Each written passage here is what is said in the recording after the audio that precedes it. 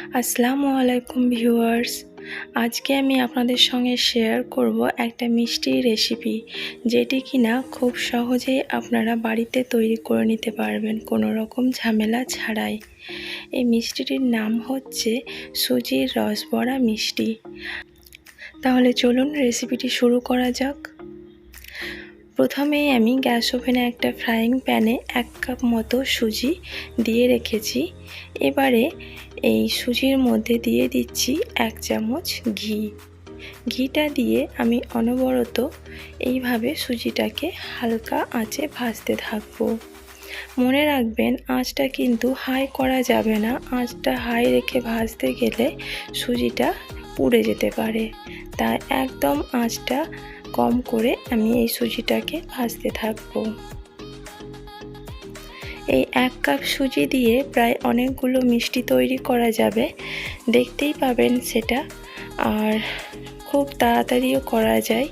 তো সুজিটা দেখুন আমার ভাজা হয়ে গেছে। আমি খুব একটা লালচে করে ভাজিনি, একটু হালকার মধ্যে ভাজা হয়ে গেলে এই যে আমি এর মধ্যে 1 কাপ দুধ দিয়ে দিলাম।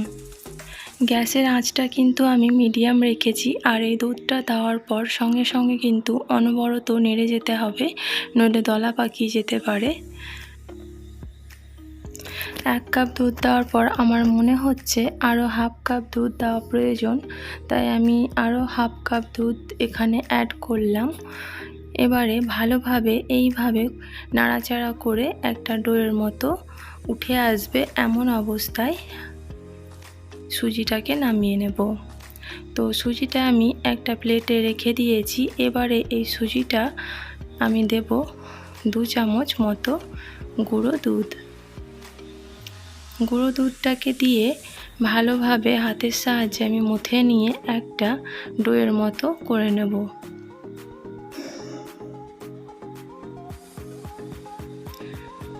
হালকা গরম অবস্থাতেই আমি মেখে ডোয়ের মতো করে নিয়েছি। কতটা সফট হয়েছে দেখতেই পাচ্ছেন। এবার হাতে অল্প ঘি এরকমভাবে মাখিয়ে নিয়ে ছোট করে লেচি কেটে নিয়ে হাতের সাহায্যে ছোট ছোট বড়ার আকার করে নেব। এখানে এক হাতে করেছি, কিন্তু বাকিগুলো আমি শেপটা দেখানোর জন্য এইভাবে এক হাতেই করলাম, কিন্তু বাকিগুলো আমি 2 হাত দিয়ে এরকম গোল গোল করে বড়ার আকার দিয়ে নিয়েছি। এখন মিষ্টিটার জন্য সেরা তৈরি করে রাখবো, তাই একটা গ্যাস ওভেনে পাত্র বসিয়ে তাতে পরিমাণ মতো চিনি দিয়েছি আর 4টে গোটা এলাচ দিয়ে দিয়েছি। এবারে এই নাড়াচাড়া করে নিয়ে আমি সেরাটাকে রেডি করব। সেরাটা খুব একটা পাতলাও হবে না, আবার খুব একটা গাঢ়ও হবে না, একটু চিটচিটে ভাব এলেই অফ করে দেব গ্যাসটা। তো সেরাটা রেডি হয়ে গেছে। এবারে গ্যাস ওভেনে একটা কড়াইতে সাদা তেল দিয়ে এই বড়াগুলো ভেজে নিচ্ছি।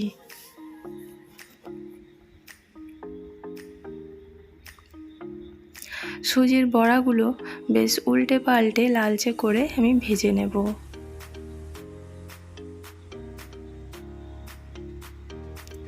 ভাজতে খুব একটা টাইম লাগে না, কিন্তু দেখে নিতে হবে বারবার উল্টে পাল্টে যেন ঠিকঠাকভাবে কালারটা আসে। আর আঁচটা কিন্তু আমি হাই রেখেছি। হাই আঁচ করেই কিন্তু আমি সুজিগুলোকে ভেজে নিচ্ছি। দেখতেই পাচ্ছেন কতটা কালারটা সুন্দর এসছে। তো ভাজা হয়ে গেছে কিছু, আর কিছু আছে সেগুলোও ভেজে নিচ্ছি। সবগুলো ভাজা হয়ে গেছে। এখন যে সেরাটা করে রেখেছি সেটা কিন্তু গরমই আছে, আর যে সুজির বড়াগুলো ভেজেছিলাম সেটাও গরম অবস্থাতেই এই সেরার মধ্যে দিয়ে দিলাম। সেরার মধ্যে দিয়ে একটু নাড়াচাড়া করে নিয়ে একটা ঢাকনা দিয়ে মিনিট 15 জন্য রেখে দেব রেস্টে। তো দেখতেই পাচ্ছেন 15 মিনিট পর কতটা ভালোভাবে ফুলেছে। যেরকম ছিল তার তুলনায় ডবল হয়ে গেছে বড়াগুলো। এখন সুজির রসবড়াগুলো একটা প্লেটে সার্ভ করে নিচ্ছি।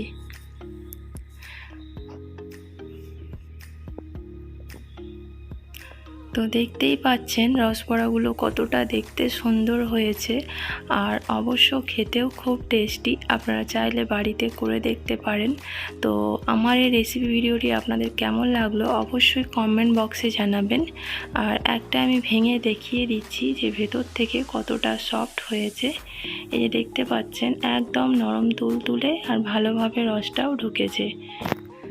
তো ভিউয়ার্স, আমার চ্যানেলটিকে যারা এখনও সাবস্ক্রাইব করেননি তারা প্লিজ সাবস্ক্রাইব করে দিয়ে পাশে থাকা বেল বাটনটি প্রেস করে দেবেন, তাহলে আমি যখন কোনো নতুন ভিডিও পোস্ট করব তার নোটিফিকেশান পেয়ে যাবেন। ধন্যবাদ।